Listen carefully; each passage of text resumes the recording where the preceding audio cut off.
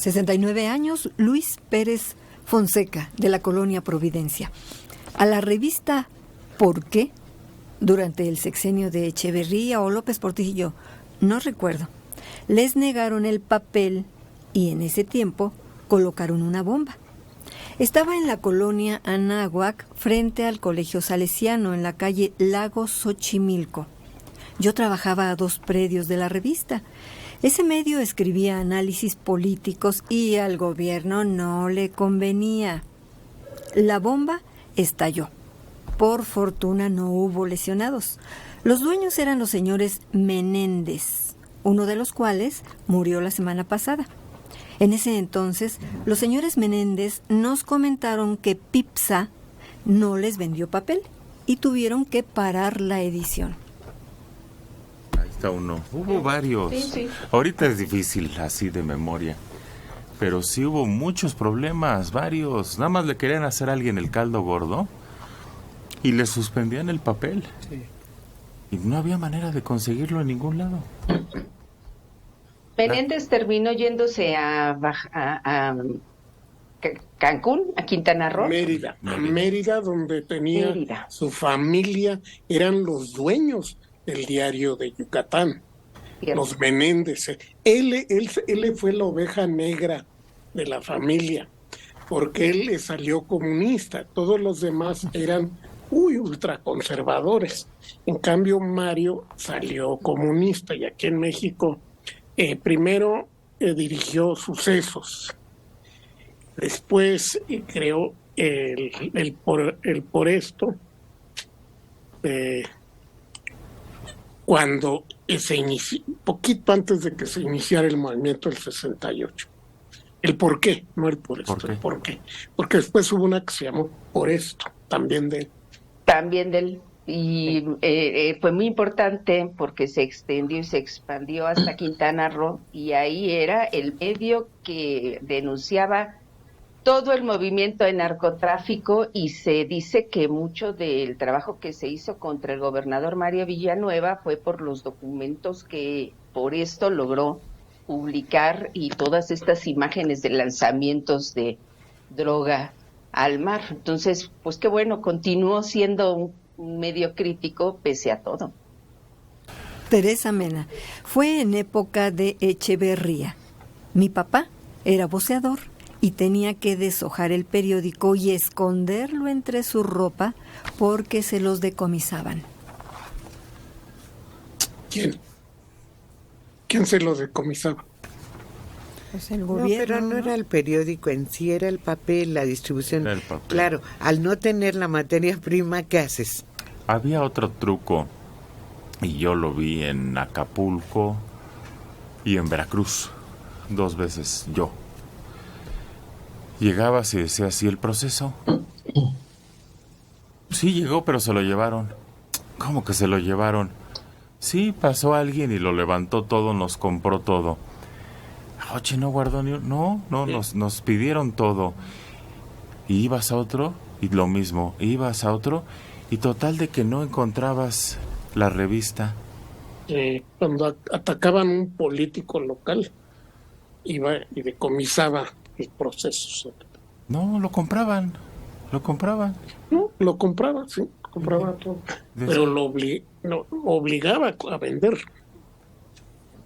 Pero fíjate, qué época tan necesarios de información crítica y fidedigna, que, por ejemplo, cuando uno como reportero salías del país y visitabas a los embajadores o cónsules, lo primero que te decían es, oiga, cuando venga, por favor, no se le olvide traer su pasaporte y una carta del periódico.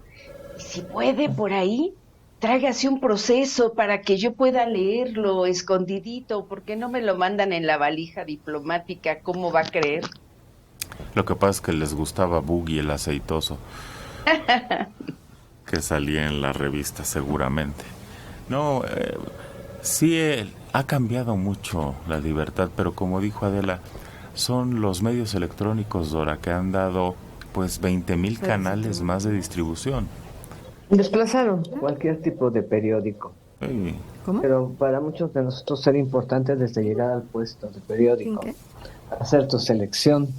Ese olor que resulta para algunos todavía muy atractivo del periódico. ¿Cuántos años, Martín? Pero desafortunadamente no solo está la pérdida de la información clasificada en diferentes secciones, sino el desempleo que provocó esto, que ha provocado. Dígame, Martín.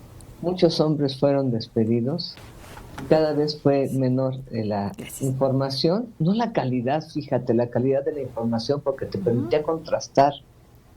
Y bueno, desde luego los medios electrónicos son maravillosos, digitalmente puedes tener en breves minutos toda esta información, pero yo sigo insistiendo que no hay como el periódico o un libro impreso, todo eso que en un momento te permitía conocer, descubrir, palpar, contrastar, comparar, aprender. Y los medios electrónicos tienen un sesgo muy atractivo. Videojuegos, información, chismes, tecnología, que muchos jóvenes es hacia donde se orientan, no tanto a la información. Es increíble que en algunos lugares, en un rango entre 20 y 30 años, no conocen cuándo son las elecciones, quiénes se están contendiendo, no saben en un momento en donde su casilla. Es increíble y eso lo he estado experimentando en estos últimos meses. El periódico te sacaba toda la información para las elecciones, por zona, por colonia, por casilla, todo. Pero no, ya no hay el mismo interés, Maneli. Se ha perdido e insisto, se perdieron fuentes de trabajo muy importantes, desde el que trabajaba en el periódico hasta el vocero. Bueno, pero ya lo llevaste a otra cosa. Yo no sé dónde está mi casilla. No, pues todavía no la publican, porque sí la publican. No tengo ni idea, exacto, todavía ni idea. La siguen publicando. Entonces... ¿Es la misma donde has estado votando? ¿Quién sabe? Sí cambian. Y yo me acabo de mudar. No, yo hablo de otro periodismo y de otro tipo de información que sí ha perdido calidad. Porque eran buenos redactores, eran pues gente que buscaba el detalle y que articulaba su nota, la escribía y luego alguien se la revisaba. Le revisaba que estuviera bien armada, que estuviera bien redactada. Y luego a la impresión, y a veces los mismos compañeros apoyaban con datos, en fin.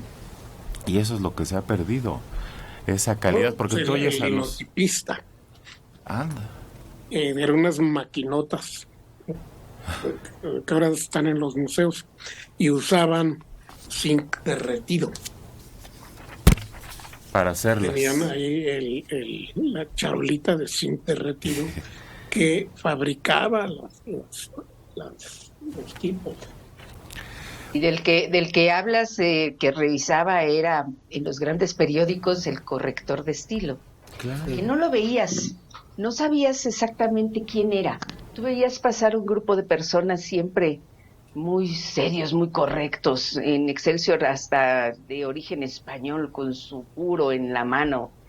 Y cuando te llamaban, y entonces sí los conocías, te daba terror porque sabías que te iban a dar una clase de castellano para corregirte una sola palabra. De verdad eran maestros de la lengua. Ni te hablaban. Tú veías ya tu nota publicada y decías, No. ¿Quién le cambió? Pero acuérdate... Le cambiaban y le cortaban. Muchos de ellos podían leer al revés, es decir, leían de ya cabeza. La página lista en el tipo, en la prueba. Y la leían en espejo. Sí. La podían leer perfectamente. Y hallaban, aquí hay un error. El fotógrafo traía 3 cámaras. Y luego tenías que ir a revelar y a ver si... No, es que ahora todo es instantáneo. Nosotros aquí también lo hemos visto. Eran camiones de equipo, coches de equipo.